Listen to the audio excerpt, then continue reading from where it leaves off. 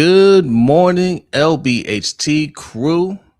Good morning, Road Nation. Yes, we started a few minutes late. It's Monday. That's just how it is. Always here. Always here around 6:15ish. But we're not always ready at 6:15. All right. We'll clean that up for the start of the regular season. We promise. We promise. But we're still it's summertime. It's holiday weekend. Some of you guys are still rolling out of bed, okay? Good morning to y'all. Who we have in here? We got Dr. Kush here early, 2:23 a.m. Okay. Good morning, everyone. Good morning to you, Dr. Kush. Appreciate that. Rainmaker in the house. Good morning. Good morning. Up and at 'em and support with both channels. Appreciate that. Carmela Moody, Grand Rising, showing love on both channels. Appreciate that. Thank you. It is what it is. Salute. Biggie. We got TC showing that chat love early in the morning. Appreciate the super chat. Thank you, TC. An Unkind Ravens fan showing love on both channels. Says, good morning, breakers and rogues. Have a blessed one today. Thank you. Thank you. Let's see. We got Wayne Drummond in the house, top of the morning. Dr. Kush also showing love on both channels. Appreciate that. Pamela showing love on both channels. Salute to you. Morning. Wayne Drummond showing love on both channels. Thank you. Corey showing love on both channels. Says, happy Monday, everyone. Glad to be here with you all. Have a wonderful day. Thank you. Appreciate you for being here. Appreciate it. Yes. Just Aloe, salute. Good morning. Good morning. Yes. Rainmaker showing love on both channels. Appreciate that. Dance fan. Good morning. Says, hope you all enjoyed your holiday weekend. You too. I did. It's too quick. My kids did. All I did was cook for them. 8, 8, and 8. Man, I don't know what's worse. I don't know what costs more. Let me say that. I don't know what costs more. Sending kids to summer camps now because they're like $500 a week. You know what I'm saying? Or having them sit at home and eat you out of house and home. Yeah. And then having to take them places. Yeah. Because they sit at home, they're gonna eat your food, and that's gonna cost you a mini fortune. You send them to summer camp, and that's gonna cost you a mini fortune. You know, so I don't know. Black Ice showing love on both channels. Appreciate you. Reese's in the house showing love on both channels. What's going on, Reese? You have a blessed day as well. Yes, appreciate you as well. Yes. Justice Nice says late. Hey, Justice. The show starts when it starts. It starts when it starts. Okay. All right, we here. 6:15 is a parameter, just a framework of when we're gonna start the show. DDSQ, good morning. What's up, man? God's favorite. Salute. Showing love on both channels. Appreciate that. Mr. Chad, good morning. Salute. Team Ramey showing love on both channels. Appreciate y'all. What's good? Appreciate y'all. RNTY, salute. Good morning. Kabashi, good morning. Morning. Kwame, good morning. Salute. All right. Look, we can get into it, man. Look, it's the 6th. We still have we still got a little ways to go, y'all. Cousin Davon, what's good? What's up, cousin?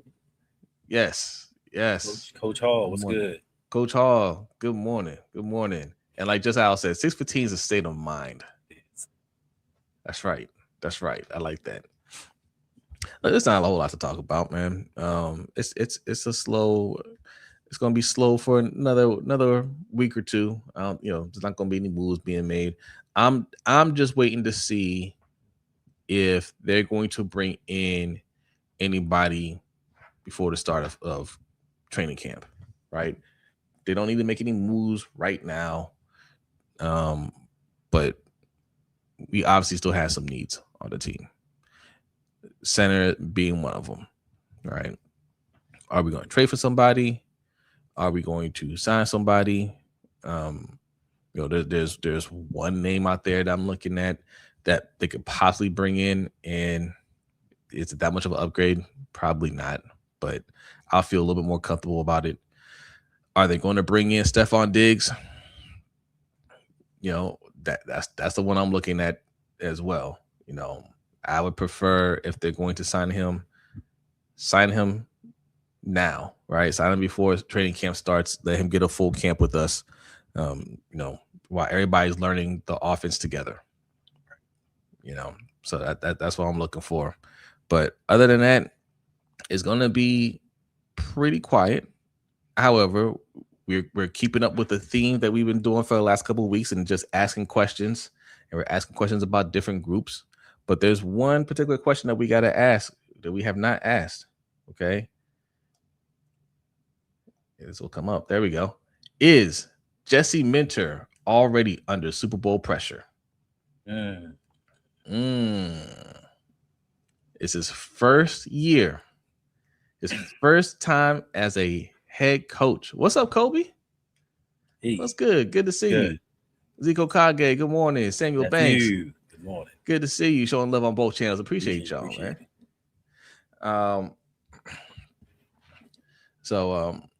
Yeah, what do you think, Hendo? Is it too early to say Super Bowl or bust for? I mean, we got to ask him the same question we had to ask John Harbaugh last year. Right. Super Bowl or bust? I'm gonna go with yes. Actually, I did a video.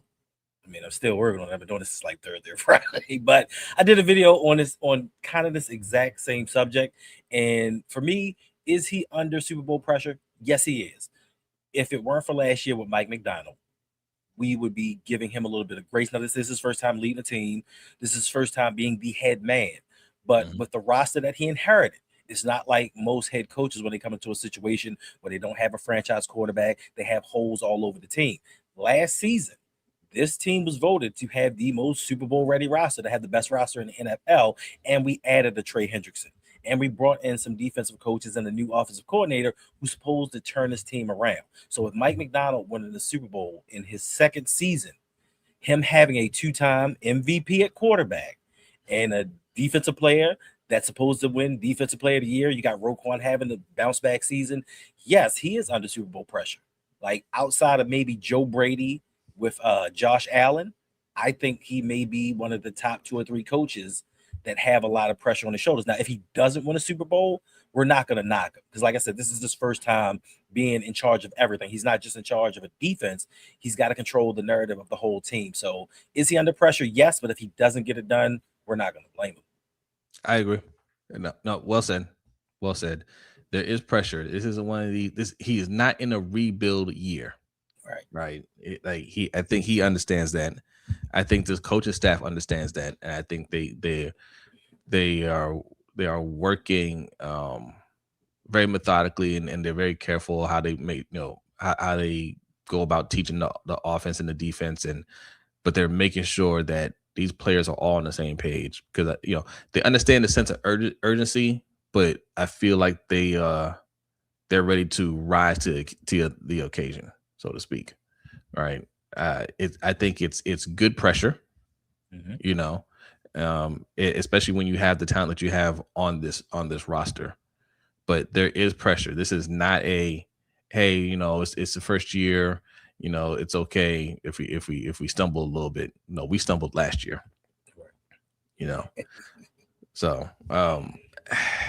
does he have, I mean, like I said, if he wins, is it get rid of him? No. But if we miss the playoffs, right? That's the one. That's something we don't talk about, because we expect. There's that word again. We expect them to be in the playoffs. We expect them to be competing for a Super Bowl. If we lose in the first round, that's a problem, right? But we can still kind of look past it. But if we miss the playoffs, ooh, that will be problematic. Coach Hall says we had the roster, but not the coaches last year. This year is the year. Facts. Yes. And also, I mean, I think the pressure comes from the fact that Him and Mike McDonald were on the same coaching staff, and he kind of followed Mike McDonald's path. He went to Michigan became the defensive coordinator, then came to back to the Ravens. So you're following the blueprint that he set for you. You're friends with him. You have a similar coaching style, and he went out there and just took a completely brand new team with a brand new quarterback and won a Super Bowl. So for him to come back here and already know this organization, know what it means to play like a Raven, and know everything that goes down, there is added pressure to him to get it done. But yeah, I think the expectation should be Super Bowl or bust. Like that should be our expectation every year since Lamar got here. To be quite honest with you, like except for 2018, it should be an expectation that Lamar and the pieces around him, because they've always built into the defense, and the defense has always been, outside of a few Zach or mistakes, one of the top defenses in the league. And you have an MVP quarterback. Then we brought in Derrick Henry. So the expectation should already be, regardless who the head coach is, for us to go out here and win a Super Bowl. Like this is Lamar's ninth season. Peyton Manning went out and won his Super Bowl in his ninth season after all the scrutiny that he was under for not winning in the playoffs, having a losing record, getting blown out. That's one thing Lamar didn't do, is get blown out in the playoffs. But for all of these things going on, it's some pressure there. It's some pressure, but I think they're prepared for it. I think they're coaching for it, because they're not just coming in just doing things like, hey, this is a new culture, do what I say. They're implementing the style and including the players in the style, but they're teaching the little things. Like Declan Doyle, I watched him show Lamar how he should come and command the huddle. What coach is telling you, like, hey, walk with your head up and speak like this? Like, they're very detailed, and they get into the minutia of everything that they should have going on. So I think they know that there is a great expectation, especially being that this is Baltimore, and we, for all intents and purposes, have championship DNA built into our organization. Because for a while there, before this little lull, being that we were an organization that was pretty young in the NFL, we had 2 championships. So yeah. All right, you see the poll here. Type 1 for yes, 2 for no. Is Jesse Minter under Super Bowl pressure? What is going on, Adelia? Hey, our super producer? Good to see you. Good to see you. Good morning. Make sure you guys are subscribed to Good Friends Better Rivals. You can see Adelia, Ferris, the whole crew over there covering just about every World Cup match there is. All right. So you want to watch along with somebody, watch with the experts. All right. Good Friends Better Rivals. You want to learn the game? Go check them out. Yes. And Kobe with the super chat, appreciate that. Kobe says Mac just won with Sam Darnold. Jesse better win. That's what I'm talking about. That's what I'm talking about. It's twofold, right? One, we just saw the coach that we should have hired, right? Go out and win a Super Bowl in the second year, with Sam Darnold. All right, and it's just like, we had the defense that he built over there, and we have a much better quarterback. And everybody sees that Super Bowl with the Seahawks and like, that's supposed to be ours. You know, and now Jesse Minter comes in, who comes under that same coaching pedigree, so to speak. They've coached together, and they looked at kind of similar in terms of how they coach their defense. Right. So yes, they're looking at you like, hey man, you're McDonald 2.0, and you have a much better roster to work with. And I think he understands that as well. Yeah, and even though we've gone over this all season long, they won a Super Bowl with a rookie center. Yeah. Rainmaker, you got to put 1. You can't put definitely 1. You got to only read the digit. Just 1 or 2. 1 or 2. But I mean, it's overwhelmingly yes so far. God's favorite says Super Bowl window's been open since 2019. Yeah, we only got a guaranteed 2-year window now, pending extension. Ooh. Facts. Yeah. And I think this season is going to go a long way towards what Lamar's going to do, because it's in Lamar's hands now. Like, if he wants to sign an extension, he's going to be the highest paid quarterback in the NFL, whether he's a Raven or he's not a Raven. So if he wants to re-sign with the team, and I guess he's looking at this offseason, or I think that he's looking at this offseason and saying, all right, let me see what y'all doing. all right, I like the coaching staff. I had a hand in picking them. I like what they're doing. I like where we're going. But what are you doing to build this roster? Because there's still some holes. Like, they're not gaping holes. There's still some holes to be filled on this roster. And he may be looking to see, are you looking to fill those holes on defense, or are you looking to do it on offense? Because, like, I didn't even know, like, even though some people might say we don't need it, Mekhi Becton is still a free agent. And you can't tell me he's not an upgrade over John Simpson. Is that something? Is that a direction the Ravens want to go? Like, it's, man. But I like I said, I detail it in the video because it's some people like Nick Chubb, like it's some people that can come in and back up Derrick Henry. Like, it's a lot of things on offense that they still can do, but we're just waiting to see, are they going to go defense? Like you mentioned Stephon Diggs. What about Trayvon Diggs? Because some people still think that this cornerback room is suspect. It's still some free agents sitting out there where the Ravens can pull some moves, and we just don't know what they're actually going to do, if they're going to stand pat and just say, you know what, this roster's ready right now. We're going to roll into the season with this. I don't know. There are a few things that they can do this offseason to kind of make me visibly irritable, I would say. Signing another cornerback is one of those things. How many cornerbacks are you going to have on this roster? The cornerback is not a need. It is not a need. And if you feel like it's a need, then go ahead and admit right now that EDC is just terrible. He's flat out terrible. All right.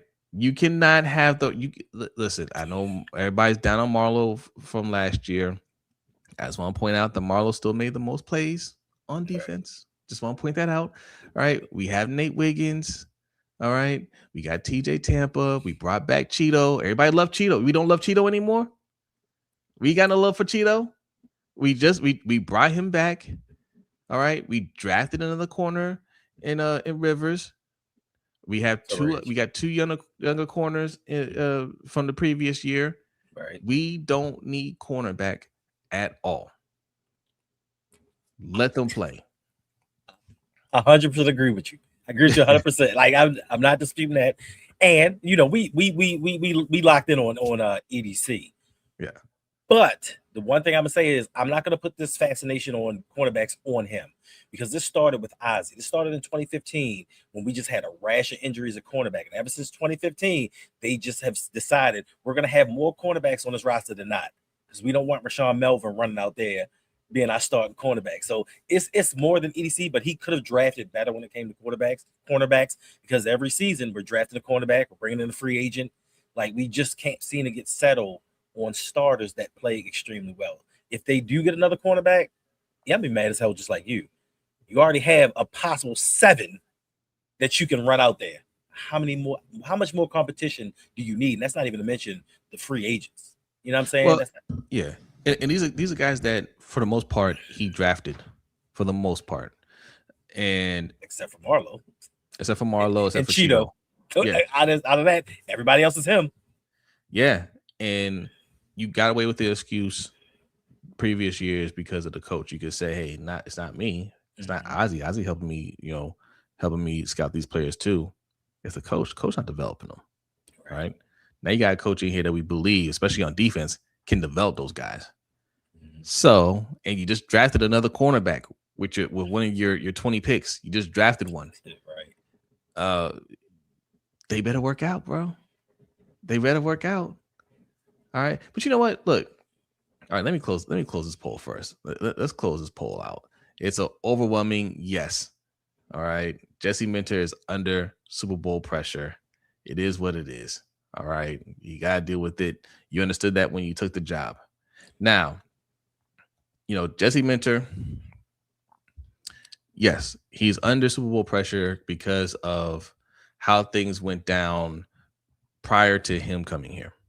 Okay. But that also puts pressure on somebody else. And we've been talking about him. And this brings up another question. Is this a must-win season for EDC? Now, it seems like a similar question to Jesse Minter's question, and it is. But look, the look on his face tells it all. Does he need to win this year to keep his job? is another way you can look at that question. All right. Like Jesse Minter has pressure. Is this a must win season for EDC?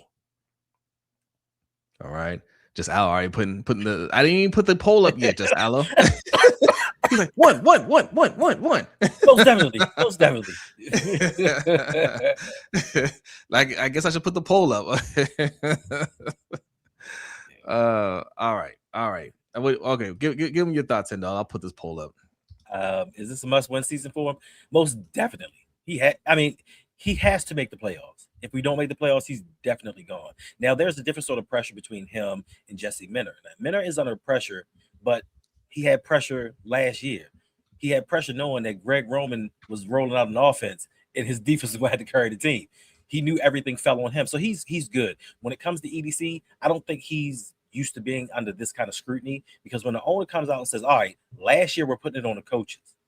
This year we're putting it on the decision makers as far as the personnel that you bring in, and you're going to be evaluated. And you and I both thought when we heard that press conference, especially when Bisciotti was like, yeah, it's the development of the offensive line that's an Achilles heel to me. We thought that he was going to be like, all right, this man's serious now. He's going to go out here and protect Lamar. He went out and got Ioane. Didn't want him. Like he had to be convinced to get Ioane, and he signed John Simpson to a $30 million deal. So if this offensive line doesn't progress, plus you have one of the best offensive line coaches in the game, if this offensive line doesn't progress, if this team misses the playoffs, he's on the hot seat. Like, I know people think that his job may be safe, and all the polls, and every year he comes out that he had an A+ draft and he's one of the best general managers in the game. The wins aren't there as far as postseason. And it's not all on him, but you are the decision maker. It's already been said that the coaches were an issue. We moved on. We have different personnel. We have different coaches. The only thing that's kind of left over is the general manager bringing in this consistent type of player that's not working out. So if we don't make the playoffs, well, we get a new general manager. But if we make the playoffs and win in the first round, or we get the first round bye, have the best record, he might be safe for a year. But Bisciotti you brought it up. Bisciotti wants to win so he can sell the team and go off and enjoy his billions of dollars. That's his goal. Yeah. He wants to win now, sooner rather than later. And if he sees that this team isn't progressing, he has no problem with firing you and coming out and telling me that, like, yeah, I got rid of him. Wasn't no part ways. I got his ass up out of here. So yeah, that's one of the coldest things I've seen, man. Like, most of the time, even if an owner fires a coach, they just let it ride. Right. Like, whatever, man. Like, we ain't trying to embarrass him. And this is his friend. He made it a point to say, like, this is my friend, but I fired him. Yeah. Right. Like, that's sending the message to not just Harbaugh. That's sending the message to the entire organization. Ain't nobody safe. You better start winning. Right. And listen, like I said, I don't know if EDC is just, maybe he's just not good enough, right? Maybe that, we talk about him being lazy and all this stuff. Maybe he's just not good enough. I don't know. Huh? Maybe he's excellent. Maybe these players can play a lot better than we think, and it really is coaching. And maybe these players that he picked last year, the players that he picked this year, are really going to show out for the team. Maybe. But I'll say this: it depends on how they lose in the playoffs. It's not he can make to the playoffs, and if they make a little run and they don't quite make it in the first year with Jesse Minter, it's okay. It depends. Jesse Minter gets a pass for the first year for sure. For sure. Yeah. EDC's been here for too long. I think it depends on how the team looks. If it's a season where it looks like Lamar has to kind of do it all on his own on offense again, and that offensive line is still looking bad, I think he's still gone in the offseason, right? Especially when we haven't signed Lamar yet.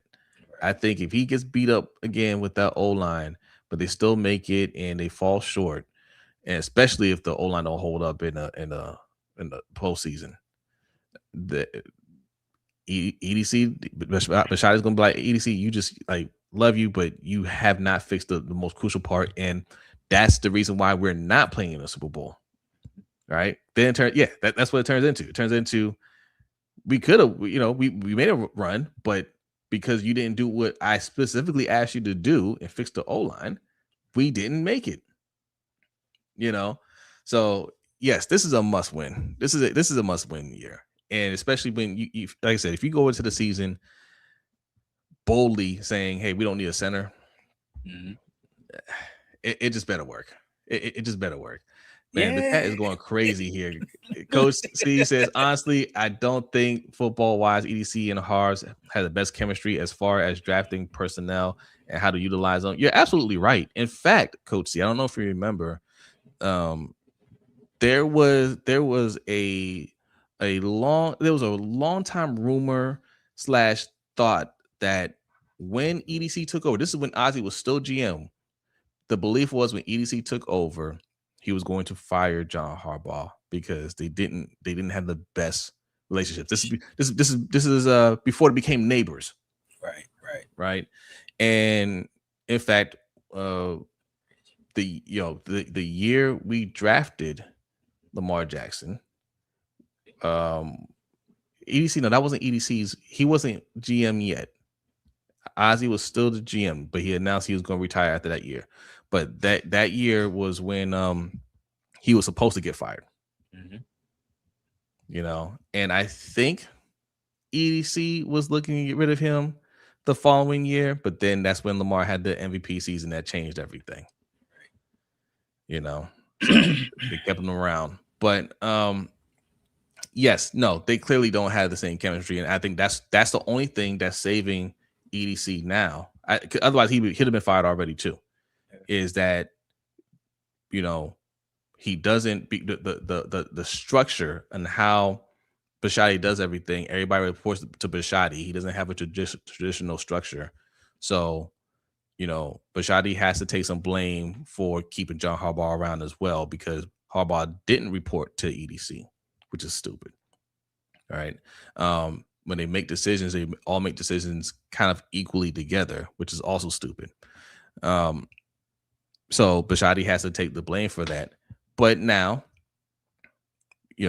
Jesse Minter is the EDC guy. EDC did the hire. This is on him. You hired somebody that you feel like can get the most out of the team that you're trying to build, right? So it's on him. Listen, so I can't give him all of the blame, but me as a spoiled Ravens fan, I came up with the organization. I've seen a couple things here and there. Me as a spoiled Ravens fan, I've watched players transcend coaching. So for people, when people say, sometimes it's the coaches, sometimes it is. Sometimes coaches have a direct impact on player development. I give you all that. When you have a truly superstar type athlete, a player that knows his job, it doesn't matter. Because we've seen the players go through defensive coordinators. We've watched Ray Lewis get defense coordinators, head coaching jobs. And we've had defensive coordinator, defense coordinator, but the ones that are the cream of the crop have shown out. So some of these guys, I'll put it on Harbaugh and his coaching tree, but some of it is the players that EDC's picked. But more importantly, to indict EDC on his general managership is the fact that I look at it like from 1996 to 2008, carousel of quarterbacks, hodgepodge, whatever you want to call it. 2008, we get Joe Flacco. Outside of really 2014, we've had pretty much, except for Troy Smith and his mono, or whatever he had, we've had consistent quarterback play from Joe Flacco, not many injuries. We look at Lamar from 2021 to 2025, right? 3 seasons where he was beat up and missed multiple games. And that is a direct reflection of EDC not prioritizing the offensive line. Say what you want about Ozzie. Ozzie had great first rounds. He had a lot of duds after the second and third rounds, a lot of duds. But what he did was he protected his quarterback, and he drafted edge rushers that were impact players. EDC has not done that. So for all the 10 to 12 picks that he averages per season, why can't he find these players? You have all of these draft picks. Why can't you keep Lamar protected? Why is he constantly getting beat up? Because you know without him, we don't get to the Super Bowl. We don't advance in the playoffs. But your philosophy is still, let me go out and pay $120 million to a 32-year-old edge rusher who just came off of core surgery and hope that he still has it.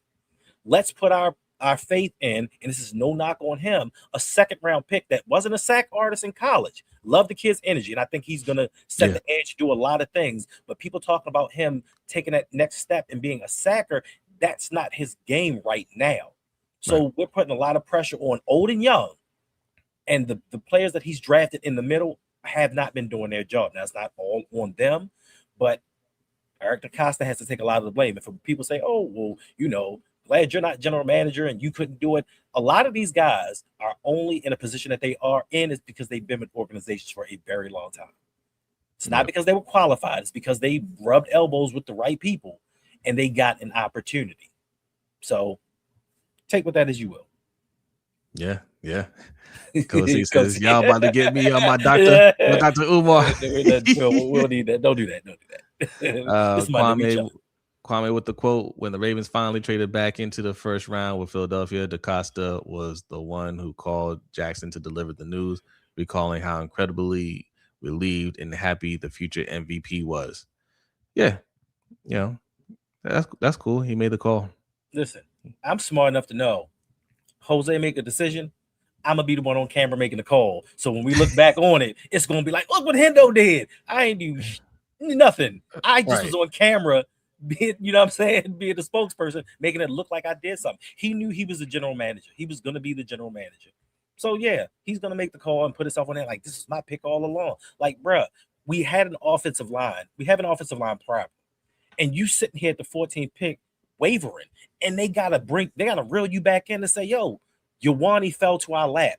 We need to protect Lamar. You still like, but it's a couple defenders I like. Like, I think this is a problem I have with the way they do things, the Ravens, and the way like some other organizations do things.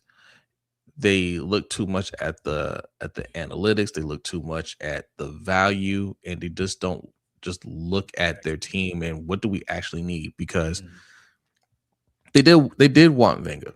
They did want him, but he felt like I could trade back a couple more spots, get an extra pick, and he could still be there. And if he's not there, these other guys bring some value as well, and we'll be okay. That's just, I said it before, he's a degenerate gambler. He gambles too much. And when you're constantly losing the way he loses in his gambles, you can't do it. You shouldn't be looking to make any trade whatsoever unless you have intel that for sure we could trade back 2 spots, and we know for a fact that Wenger is still going to be there. Just for our intel, we know the teams that are picking next aren't looking for a guard. Then you can make that move. Or if you say we have Wenger and we have somebody else, Rutledge or whoever, rated around the same, so win-win, we can move back.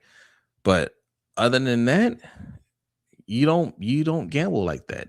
You do not gamble. But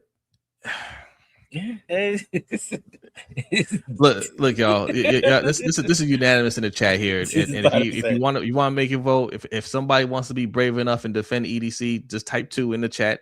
All right. Is this a must-win season for EDC? Type 1 for yes, 2 for no. All right. But y'all couldn't wait to type that 1. I can't even get the poll up yet, and y'all typing ones in the chat. OG-san says it wasn't Ozzy or EDC. It was really Steve begging them to bring them back into the first. Not begging them, telling them. OG-san. And they've all confirmed that. I know John Harbaugh said that as well, where he kind of let them know, you better get this quarterback. Thanks. But you better get this quarterback. Just imagine if we were in now, back then, 2018, we're like we are now. Jalen Hurts went out, won a Super Bowl, been to 2. Imagine now if the Ravens would have picked a 25-year-old tight end, and before they could trade back into the first round, somebody would have snatched Lamar Jackson. Where would we be at as a franchise right now? Mason Rudolph. that was the next best thing after that, right? Mason Rudolph. Man, that's crazy. You know, we'd be looking to draft Caleb Williams right now. You know, well, not right now or last year. We like, oh, we're in the Caleb Williams sweepstakes. Yeah. You know, there would be no EDC, there would be no Harbaugh. They would have been long gone. Maybe Ben Johnson would have been our coach. Right. Yeah. You know. I mean, if it would have been now, the Jets would have got him. Actually, who knows where we'd be? Because if we didn't get Lamar Jackson, Harbaugh would have been fired in 2018. True. And we've been in a whole different direction. Yeah. Who knows? Maybe we've gotten Burrow. It would have been great for 1 year.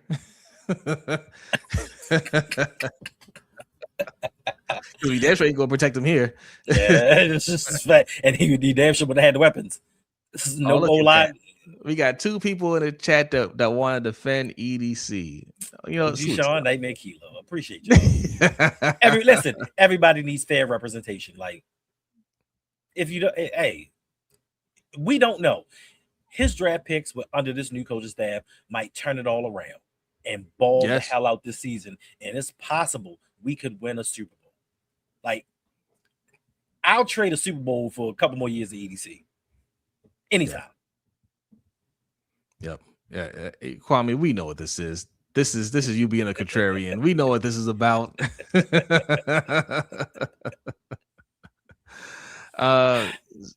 Zach, yo, chill, bro. Chill. We get it. You don't like EDC. You know, like, you know, I just want to point out again, you know, how we try to stay level here. And when we give opinions, they're not emotional opinions. These are opinions. And some people don't, you know, you don't like the criticism, you know, we're being too negative. But after a certain amount of time passes and you're tired of defending that person, you go from oh, EDC is great. Oh, he's a top 2, not 2 GM. You go from that to this. EDC is trash. All right. I was curious. Were you calling them trash 2 years ago? I'm just curious. Yeah. Because the criticisms we've had of EDC didn't start this offseason. That's all I'm saying. Yeah. That's all I'm saying. Dr. Kush says football analysts like to call Lamar a coach killer. However, it's Harbaugh who gets the team down. He's a talent stopper. Facts. With his arrogance and lack of skilled position players. Mm-hmm. That's a good point. They're going to see in New York when they slowly start eking out these superstar offensive players. They'll see. Like, Malik Neighbors, welcome to Baltimore. Appreciate you, bro. Like, they're going to learn. Malik Neighbors ain't staying on that team. That's the one player I'm looking at. And I'm like, man, you're not gonna stay there. Not with Harbaugh. Not with the way Harbaugh coached. Not with the way Harbaugh can't deal with egos. And there's nothing wrong with Malik Neighbors. I don't think he's had like an attitude problem or anything like that. But they are going to paint him as having an attitude problem under Harbaugh. He's not staying there. Yeah. Oh, bro, listen. And it's like you said, he's not a bad kid. He's just brash. Like, he has belief in himself coming out the draft. He was like, yeah, I hear y'all talking about Marvin Harrison, but nah, bro, I'm the best thing smoking. Like, I should be the first wide receiver drafted. Like, the things that I've done, like, look where I come from. Look at the pedigree that I have. And I just think that, and with the quarterback situation, he was just like, yo, I'm one of the best young wide receivers in the game. Get me the damn ball so we can win. He was already saying that as a rookie. So imagine now with a little tenure under his belt, with Jackson Dart supposedly getting a little bit better, what is he going to say now? And John Harbaugh ain't going for that. John Harbaugh told us, if you worried about stats, if you worried about getting your yards, if you worried about getting your catches, don't play for me. I'll revel in the fact of playing against you, trying to stop you. Who says that stuff? Like, why are you blocking your own blessings of trying to get people to come play with Lamar? But then people are going to say Lamar's a coach killer. Don't nobody want to play ball with Lamar. That's a lie. I mean, think about that. Think about the disdain he has to have for that position. Like, who says that? Right. Who says that? Like, can you imagine if he said that about edge rushers? You know what I'm saying? Like, can you imagine that? Can you imagine if he said that about linebackers? Right. People be looking at him like, "What are you doing, bro? Like, what are you doing?" We're just used to a certain way of playing around here, which kind of predated Harbaugh. If you're being honest about it, all right. Harbaugh came in at the tail end of those guys' careers, and he didn't like them either. You know, they just carried him to a Super Bowl, and he went with it. But he couldn't wait to get rid of those guys, and now we want to act like he built this culture of play like a Raven. Man, please. That's just he might coin the phrase, but the culture was here way before him. You know, but you know what? That's we video idea. We weren't supposed to be talking about this guy again. Okay, we weren't supposed to be talking about this guy. It's a video idea, Jose. Culture killer, John Harbaugh. Yeah. You know, or he's starting a new culture over in New York. And yes, like Brock said, in EDC we trust was a thing. I won't ever let them act like it wasn't. Facts. That's all they used to say. EDC we trust. EDC we trust. Kobe says Abdul Carter leaving right after Neighbors. Facts. 100%. Yep. I think could we see Neighbors and Carter be traded by a trade deadline? Oh, don't forget Thibodeau. He's gone. He wants out too? Oh no, listen, he's in the last year of his deal. I mean, his contract, and he's got a big personality. So if they don't feel like they can re-sign him, the three pillars that were supposed to carry New York into the future could all be gone. Thanks to Harbaugh. Yeah.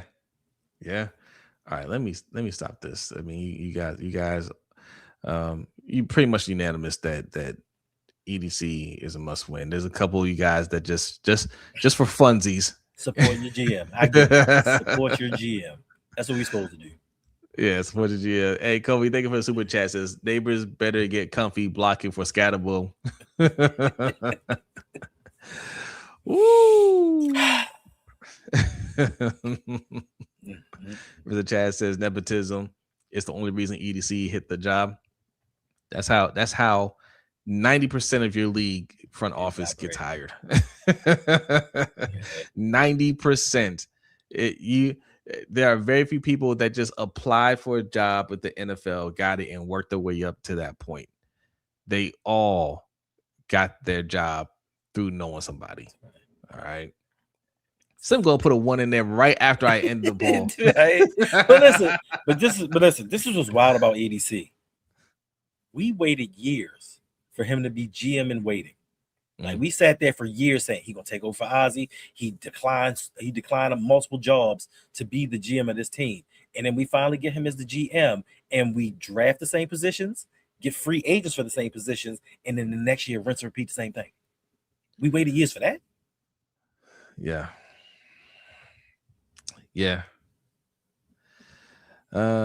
He's about to clean house. Yep. Yeah. Well, when you fire more control in New York, that's a fact. Yes. When you start firing concession stand people, come on, bro. Listen, man. Come on, bro. They took power away from Joe Schoen, who was the GM. Now he's just a hype man. Figurehead, yeah, he's a figurehead. Why would you even keep that job? And they signed him to an extension. Like me as a GM, I guess. He's bad. He is bad. I guess for the prestige of it, to say I'm one of 32. But why would you sign an extension with a team that just signed a head coach that has all the power, and I'm just sitting doing nothing? And if the team fails, you're going to get blamed as the general manager. So that hurts your chances for possible jobs in the future for guys that you didn't even pick or coach. Like, you set yourself up for failure, Joe. Like, facts. Toy, salute, showing love on both channels. I would not take that job. Like, I get his situation where he's just like, I'm not going to get another GM job. Like I was terrible. Right. I was terrible. But and he's like, okay, they keep me on. I don't have to. I get to work less. I'm still getting paid, Yeah. and I just got to just back up John whatever he says and does. I get the allure, but if I had any dignity, any pride, uh, I'd be like, hell no, fire me. You know what I'm saying? I've made a lot of money. If I don't get another head coaching job, it is what it is, or GM job, it is what it is. But I'm not getting demoted, for this guy. You know what I'm saying? Yeah, Like, but you know what's wild? You know what's wild, Hendo? that's it. This is the same reason that Bill Belichick isn't coaching right now in the NFL, because the thought was he wanted to be the GM as well. And this is why coaches can't be GMs, but he wanted more control than teams were willing to give him, and he is the greatest head coach of all time.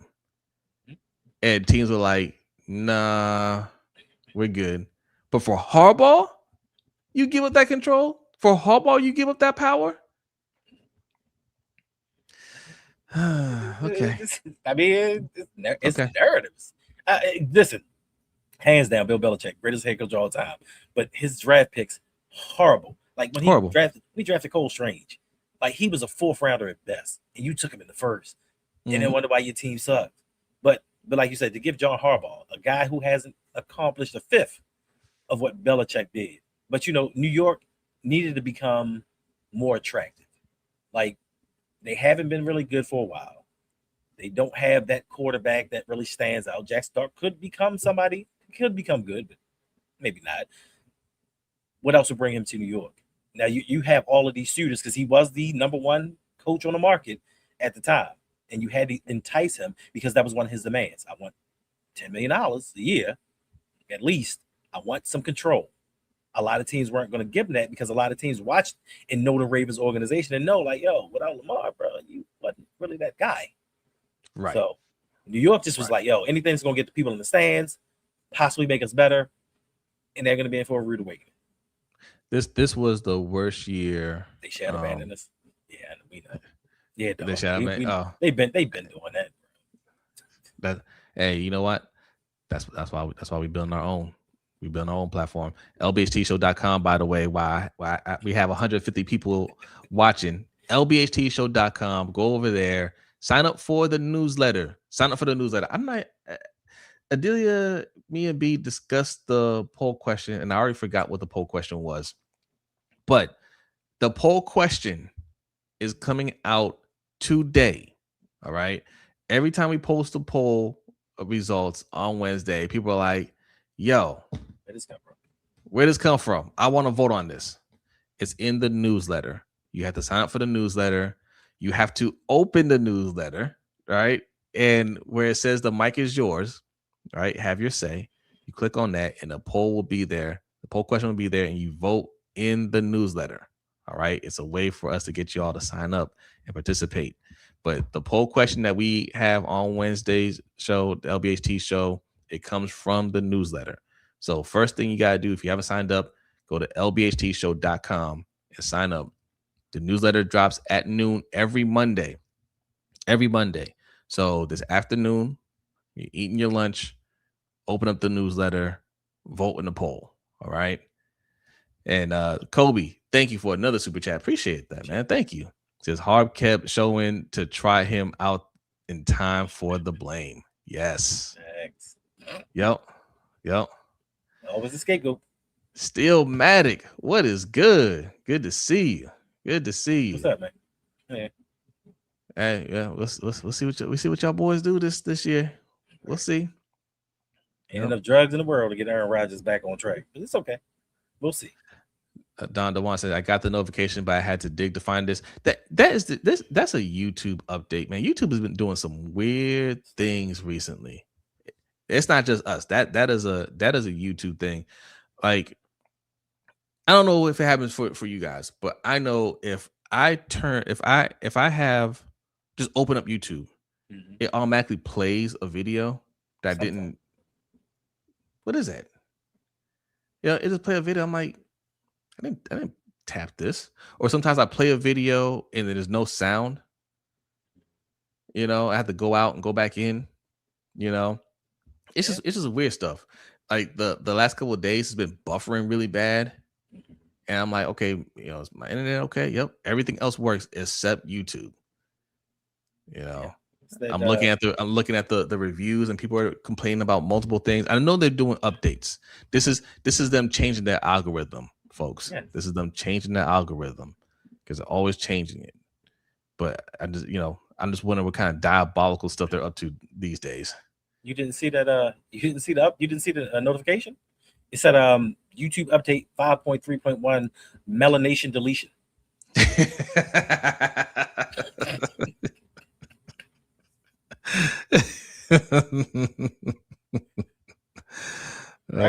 Brock said they played the same video.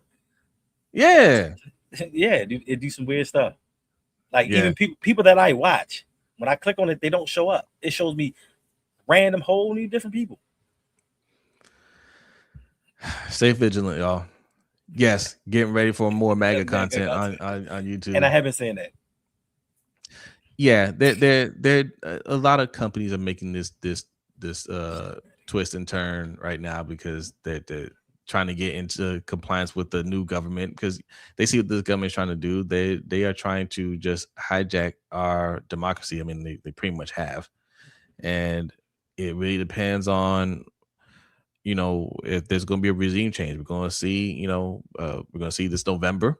Right. If the left can take back the Congress and the Senate, and what they're going to do with it once they take back the House and the Senate, and based off of that, the tides start to change, then you'll start to see these companies switch up again, right? But we need to take it. I'm getting political for a second, but it needs to go a step further, and it's time. It's time to start handing out some punishments. Companies need to get broken up. There needs to be some harsh penalties and restrictions on some of these things, right? Send that message. Yeah, Monty. Yeah, a lot of people have been saying it. Mine keeps subscribing to random channels. Yeah, people have been saying that for a while. I always go through my subscriptions and be like, just to make sure, like, nah, I didn't subscribe to this person. Watch A-Rod still play more games than Lamar this season. I mean, listen, all right, man. We'll see. Okay, we'll see. Let's just hope A-Rod doesn't hurt himself again doing a drop back. All right. 4 snaps in to his season. Let's just make sure he doesn't yell at his head coach again. Because he knows this one. Yes. All right. So, let's see if he can pass a drug test. Good morning, Imani. Good morning. All right. Look, man, we've been here almost an hour. I'll read a couple more comments. We'll get out of here. But come back tomorrow. We're gonna have some more questions. Y'all love that EDC question. Y'all really love that EDC question. Yeah. Because it brings to light like things that we've been saying for years. Like we've been getting talked about from everybody for years for saying the things we've been saying. But then when it catches up, people now are like, oh, I see now. I see what's going on. And they're starting to see that he's not a terrible GM, but he's not as great as everybody makes him out to be, because we would not have to keep going after the same positions year in and year out. We wouldn't have to keep talking about why are we not protecting Lamar? Why are we going into another season with question marks, hoping that guys can step in and fill certain roles? Center position should not be one of them. Like, we shouldn't be going into a season saying, this guy might be, he started 10 games in his career. He might be okay. Well, this undrafted free agent guard, we can move him to center. Or this guy that's been on the practice squad his whole career, he might do. In between those three guys, we'll find somebody. And then when Lamar gets beat up again, well, he doesn't. If Lamar gets beat up again and we don't advance as far as we're supposed to, who's to blame? Who's gonna take the blame for that? It's just been too many years where we talk about the The O-line's gonna be fine. Mm-hmm. And when the O-line goes out there, it plays terrible. People are so shocked. Like, yo, how could this happen? Did you not see what we did in the offseason? Like, if they go out there and they hold up, great. It's a sigh of relief. Mm-hmm. If he goes out there and gets blown up, people are gonna be like, yo, why is this O-line so bad? We don't have a center. We don't have one. Did you not see that happen? We brought back John Simpson. Did you not see that? We cannot get the bare minimum and expect the most anymore. We can't do that. You know, Lamar could turn his ankle, getting out of his Lambo. Yeah, you know what? Yo, like A-Rod's gonna have a bad ayahuasca trip. Okay, He gets stuck in a cave. Yeah. And what? And what? Don't start with us, bro. Like our quarterback is a man of the people. Our quarterback can be seen in the worst parts of Baltimore walking around. Your quarterback don't even like his own teammates. Stop it.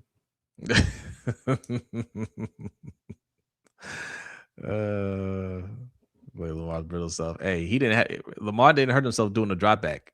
Right. Right. 4 plays into the season. He on his 4 plays, like damn, said, oh no.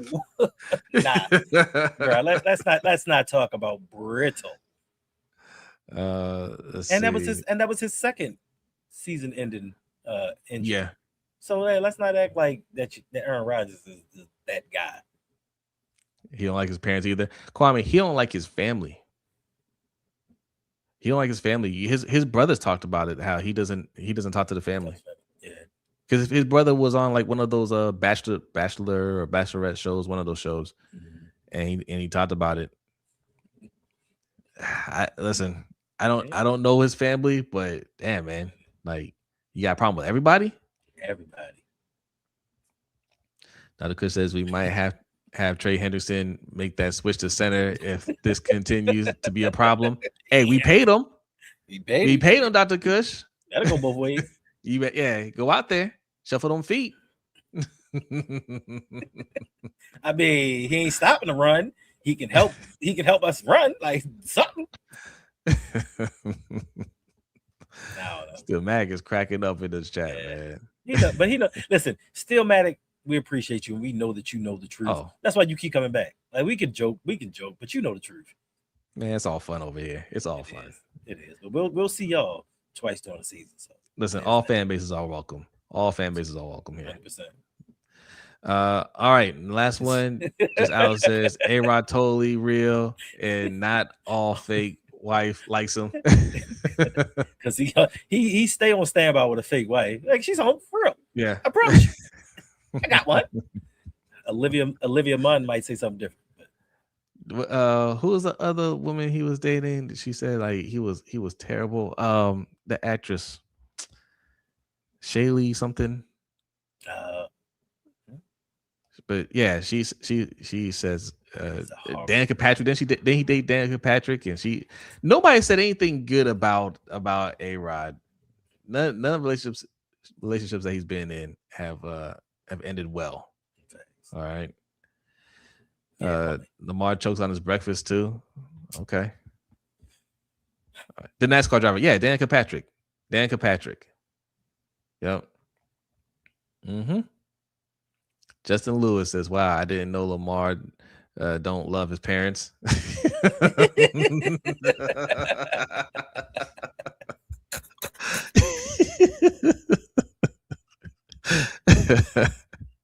That's your boy A-Ron. That's A-Rod. He don't love it. A-Rod don't love his family. He don't love his family. He thinks COVID doesn't exist. Right? Because you didn't know that. He thinks he's a doctor now. Right. You know. Right. He wants to debate Dr. Fauci. About what? What are you gonna talk about? You read a book? You know? I'm protected. I use ayahuasca. I'm protected. I mean immunized. I'm sorry. But you know what it is? Those psychedelic drugs do make people think like I've opened up something in my brain. I know all this stuff. He sounds like Terrence Howard. You listen to Terrence Howard says a bunch of gibberish, and somehow he's gotten people to buy into this complete nonsense. That's Aaron Rodgers. That's your guy. Even like Aaron Rodgers is Rachel Dolezal. Wait, hold up. I missed this. What? Come again? He just saying the fakeness. Like everybody thought that Rachel. I thought he was trying to say like she's telling people she's black. I'm about to say, hold up. Aaron Rodgers ain't doing all that. He ain't that crazy. Yes, he's inoculated. Facts. He's inoculated. I don't know. But that's Pittsburgh's problem for now. Oh, he thought we were saying you really thought you were saying low. I thought you were joking. No. We talking about Aaron. No. Listen, man, like Lamar's mom is his agent. Lamar's mom is everything. Yeah. Bible says, love your mother and father. Your days will be longer. My bad, Aaron. Don't like his parents. Wow. Yeah. Nobody likes Aaron. Jordy Nelson. Greg Jennings. Who's the other one? Oh, see, he did say it. He said Aaron said his wife is black. Oh, which one? Yeah. This one? Oh, damn. This one? Okay. That man will say anything. Okay, now I gotta look this up. Aaron Rodgers, black wife, black. Oh no, we're not trashing anybody. Y'all's favorite at all. Let's see. Aaron Rodgers feels rumors with. Oh, hold on. Is this it? No, that's not it. Yeah, trash. A-Rod not to blame. Listen, as long as you want to keep coming back. Like you got lucky last season, but it is what it is. Aaron Rodgers is married to a woman named Brittany. However, there is no public information or confirmation regarding her race, as she is extremely private and has never been photographed or identified by her last name. Oh, okay. So we haven't seen her. This is Manti Te'o. Facts. She's not even a real person. She's not even real. Because you know, Aaron Rodgers doesn't go for the quiet, private types, right? Right. Like he's dating nothing but athletes and actresses, Like, no, yes, Imani. He's married to AI. Oh, so he pulled an Anthony Davis and married a waitress, just some random. Yeah, okay. No, I don't buy it. What's up, Taja? Good morning. I was off today. Just woke up. What did I tune into? Lamar choked on his breakfast. Hey, Hendo and Jose.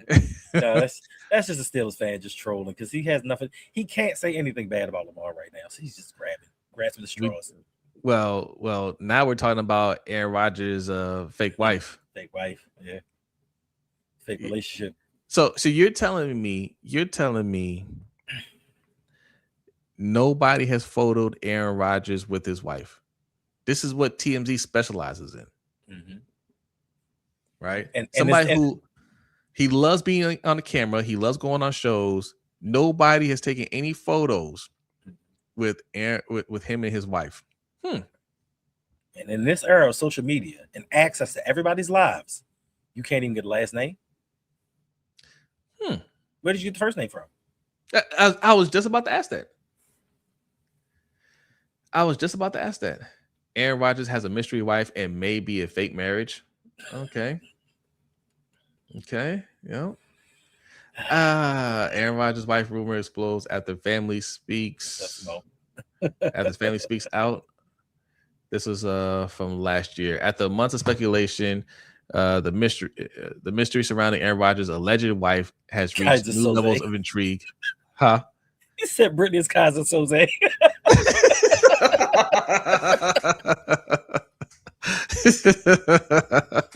You never know. Simone was good. We were talking about Aaron Rodgers' fake wife. Fake girlfriend, fake marriage. She's supposed to be black. She's supposed to be real. I mean, Friends, I guess family, and teammates are all baffled by the quarterback's secretive love life, which he has managed to keep entirely hidden. This has fans wondering whether his marriage is real and why nobody, not even the closest to him, has met the bride. Yo, this is fake. It's fake. This is fake. This has taken a whole nother turn. Facts. This has taken a whole. It's not real. Nah, people. Stillmatic, this is your key. Hey, listen. You can keep talking about Lamar choking on his breakfast. You can talk about all you want. We talking about your drug addict QB smoking too much ayahuasca, telling people he has a black wife that nobody has seen. Not even the two friends he has left have seen this woman. Come on, bro. Why? What is the purpose of this? just to make people think that somebody likes you? Anybody? Like, yo, get out of here, bro. And you want to talk about my quarterback and his noodle arm? Guess who he overtook for all-time best passer rating in the history of the NFL? Aaron Rodgers. So I guess he can throw, huh? We are not going to let this slide. This is going to be justice for Manti Te'o. Okay, this is going to be justice. If Manti Te'o got to get this smoke, all right. Manti Te'o didn't marry his fake girlfriend. He didn't marry her. All right. And Rodgers married his make believe wife. She's not real. But the crazy part is, Manti thought he was dealing with a real person. Yeah, he got scammed. He got scammed. Your man is out here perpetuating the scam. That's the problem. It's not that he has somebody that's portraying somebody else. He's making all of this up. For what reason? She in the dark cave he always visits.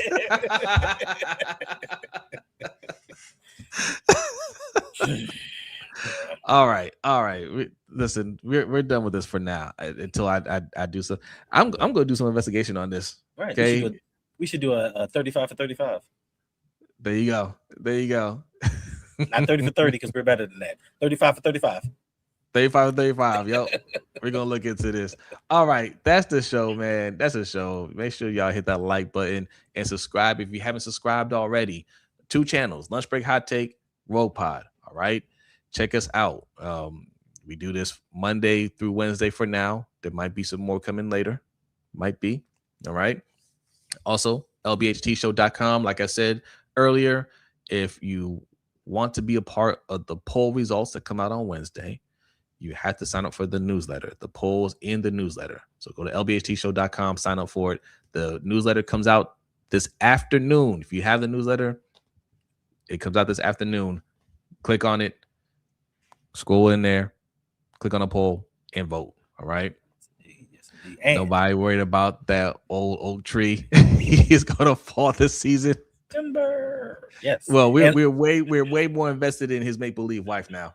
There we go. That he's more interested. But for all the people that were gifted channel memberships, make sure to go into the members channel and log on to the Discord because we still need 2 more people for the Dynasty League. I keep forgetting that we have to do the draft and everything, but we still need 2 more. We have 2 teams to be taken over. If not, we're just going to disperse those players. But if you want to get into the fantasy league, sign up. Let me know. Yep. All right. That is the show. We appreciate y'all coming through. Come back here tomorrow. We're going to have some more questions and discussion. But y'all have a great day. See you later. Peace.